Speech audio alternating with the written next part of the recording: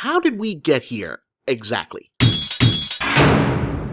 I'm not asking anyone to recap the continuity of the Fast and Furious movies, mind you, a network of plot threads at least as dense as the Marvel Cinematic Universe, and yet somehow even more divorced from anything resembling tactile, emotional, or intellectual reality. I'm asking if anyone remembers the precise moment that snarktacular Gen X film critics like myself decided to start taking this enterprise seriously. Let's all be very clear here. Part 1 is bad.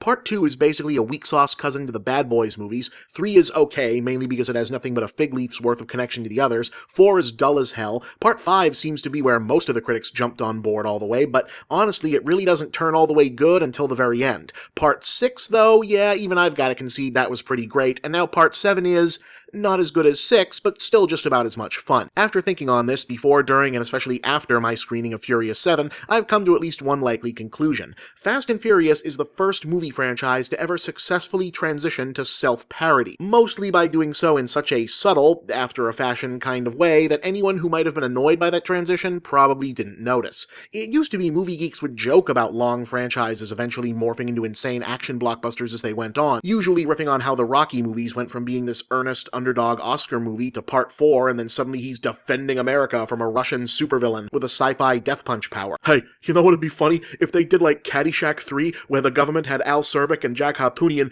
team up to take down a terrorist golf tournament or something. Haha, funny. But that's what Fast and Furious actually went and did. Think about it. The first 4 of these movies are basically just variations on the premise of douchebags driving cool cars really fast, reconstituted in different cities. Then the 5th is a heist movie, and then suddenly in Part 6 we jump over to there's a bad guy who wants to blow up the world or something, and for some stupid reason the best way to stop this is a strike force of characters from the previous movies because they're good with cars, I guess. Let's be very clear here. When I say this series is now parody, I don't mean satire. I mean the very idea of actually turning Dominic Toretto and his knucklehead crew into the world-saving superheroes a generation of insecure 12-year-olds saw them as in 1997 is so absurd on its face that the existence of these last 2 movies is a joke in and of itself. And it's a funny one. It works. Now, some other movie series like Superman and Jaws tried to go the funny, self-mocking route to stay relevant once people started getting sick of them, sure. But those series were both good beforehand, so it didn't work. Fast and Furious was already pretty dumb. So now that it's embracing the dumb, the audience that always somehow took this nonsense seriously, and folks like me who enjoy the self-parody version, can enjoy it in equal measure. But anyway, how's Part 7? Not bad, not as good as the last one, mostly because it's a repeat of the last one, but it still has lots of fun where it counts. The storyline, if you can call it that, feels like it's aping the nobody really cares what we're actually looking for mishmash of the Mission Impossible movies. It turns out that the bad guy from the last one has this crazy resourceful one-man army for a brother played by Jason Statham, and he's out for revenge against the heroes, and apparently he's super difficult to find because British kung fu powers, I guess. So Kurt Russell shows up as a CIA-type guy who says there's this magic find-anyone-on-Earth computer program that the government wants, and if Dom's team can get it for them, because something about cars, I guess, he'll totally let them use it to find Statham. So they've got to go do car stuff in the mountains to save the hacker who invented the program from Jaimin Hansu as a warlord, then they've got to go get the program itself from Dubai and do the skyscraper stunt from the trailers.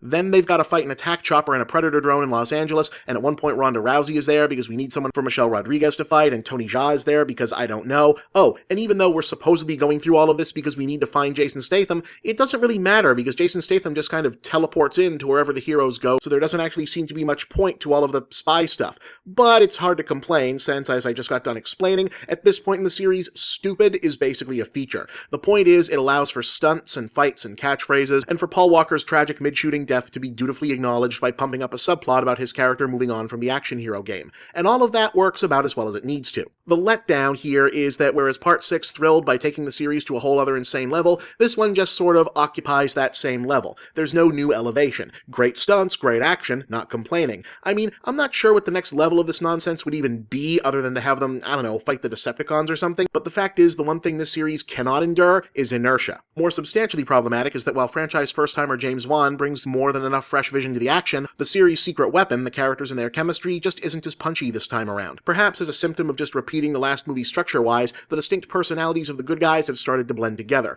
Toretto has exactly the same superhuman fighting skills as The Rock's Agent Hobbs, but only when the plot needs him to. Did they establish before that Paul Walker and Ludacris were both kung fu masters? Because I missed it. Roman is still the series' comedy relief at least, until it's inconvenient, and then he turns back into Black Toretto like he was in Part 2. But, despite that, the franchise's sole remaining 100% sincere thematic throughline, i.e. the idealization of a surrogate family bond transcending race, background, and nationality, still works where it counts. I mean, if you're gonna give points for anything, it might as well be for a Western-produced action movie where only 1 out of 6 to 8 main good guys is a Hollywood standard white dude. This series may take place in an alternate universe where driving cars pretty good makes you a goddamn Super Saiyan, but it looks a lot more like the real 21st century than a lot of other movies do. And it's gotta count for something that a major Hollywood action movie sets a big chunk of its second act in the Middle East, but the only terrorist who turns up in the plot is British. I mean, we all gave Vin Diesel a ribbing a week or two back when he said this movie should win an Oscar, right? And we were right, but kind of for the wrong reasons when you think about it. I mean, damn right Furious 7 isn't Oscar material. There's way too much diversity in the cast. The women have complete characters and personalities unto themselves. There's no aging white dude monologuing about how relevant over-the-hill actors are, or young white dudes pantomiming various ailments or disabilities. I mean, geez, what are you thinking there, Riddick?